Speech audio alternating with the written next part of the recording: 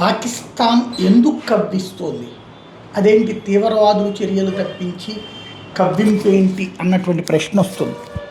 పాకిస్తాన్ ఇవాళ వాళ్ళ ప్రధానమంత్రి షాబాజ్ షరీఫ్ ఓ స్టేట్మెంట్ ఇచ్చాడు.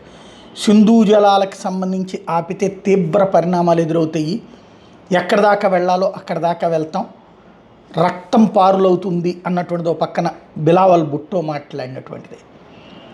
ఓవరాల్గా వాళ్ళందరికీ కూడా ఒక ధైర్యం, ఎవడు ఏమీ చెయ్యలేడు అన్నటువంటి ధైర్యం.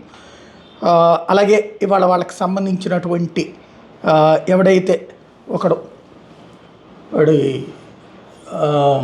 ఏదైతే వాళ్ళకి సంబంధించినటువంటి రాయబార కార్యాలయం బ్రిటన్లో, అక్కడ ఇండియన్స్ పీకల కోస్తామంటూ అభినందన్ని పట్టుకున్నామనే తరహాలో వార్నింగ్లు ఇచ్చినటువంటి సందర్భం.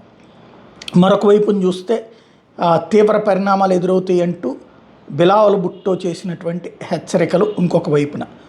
దాంట్లో ప్రధానంగా బిలావల్ భుట్టో వచ్చేటప్పటికి ఏది నిన్న వాడు ఎట్లా అయితే మాట్లాడాడో మీ శ్వాస తీస్తామని ఆ తరహాలోనే వీడు మాట్లాడినటువంటి మాటలు. క్రమంగా వీళ్ళకందరికీ కూడా ఒక ధైర్యం ఏంటంటే, ఏమవుతుంది ముందైతే కనుక తమ హీరోలు అవుతాం అనేటటువంటి ఒక ధైర్యం పెరిగినట్టు కనబడుతుంది. అందులో భాగంగానే వస్తున్నటువంటి మాటలు ఏమాత్రం తగ్గాలనుకోవట్లేదు, ఇంకా పెంచుతారు, మాటల తీరు పెంచుతారు, దాంట్లో ఉన్నటువంటి యాక్షను పెంచుతారు, దానికి కావలసినటువంటి తోడు నిలబడుతుంది. ఓన్లీ సమస్యల్లా ఎక్కడొస్తుందంటే, ఇలాంటి వాళ్ళని ఇప్పుడు మొత్తం ముగ్గురు, నిన్న హఫీజ్ సయీద్ గాడిది పాతది, బిలావల్ భుట్టో లేటెస్ట్, కానీ సింధు నది నీళ్ళు ఆపితే ఆ నీళ్ల బదులు రక్తం పారిస్తాం భారతీయుంది. అదే సందర్భంలో ఇవాళ షాబాజ్ షరీఫ్ ప్రధానమంత్రి మాట్లాడినటువంటిది. ఇక్కడ ఏంటంటే వాళ్ళల్లో వాళ్ళకి ఒక పోటీ ఉంది, వాడు ఇద్దరు ఒకే కూటమిలో ఉన్నటువంటి వాళ్ళు కాబట్టి. సమస్యల్లో ఎక్కడంటే ఏం చేయగలుగుతారు, ఏం పీకగలుగుతారు కరెక్ట్గా చెప్పాలి. ఇట్లాంటి 4 ఉగ్రవాద దాడులు చేపిస్తారు. భారతదేశం కనుక పూర్తిగా తలుచుకుని ఒక్కసారి చేస్తే ఏమవుతుంది, జరుగుతుంది. ఇప్పుడు చావ చితకబాతుతాం మన వాళ్ళని.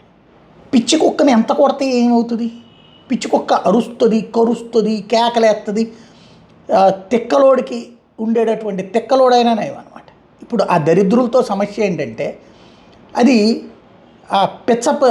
పెచ్చబరిక అనమాట. వాళ్ళని ఏం కొట్టినా ఏం తిట్టినా అదొక పందిని పట్టుకుని ఎంత చితకబడితే మాత్రమే ఎందుకు తేడా వచ్చినప్పుడల్లా కరుస్తూ ఉంటారు అంతే. ఈ దరిద్రానికి భరించక తప్పదు మన పక్కన ఉన్నటువంటిది కాబట్టి. ఎట్ ద సేమ్ టైం సరే, వాళ్ళు చెప్పినటువంటి విధంగా ఆడి పీకలకు వస్తాడో వాడి పీకలు కోయబడతాయో చూద్దాం కొంచెం పోతే.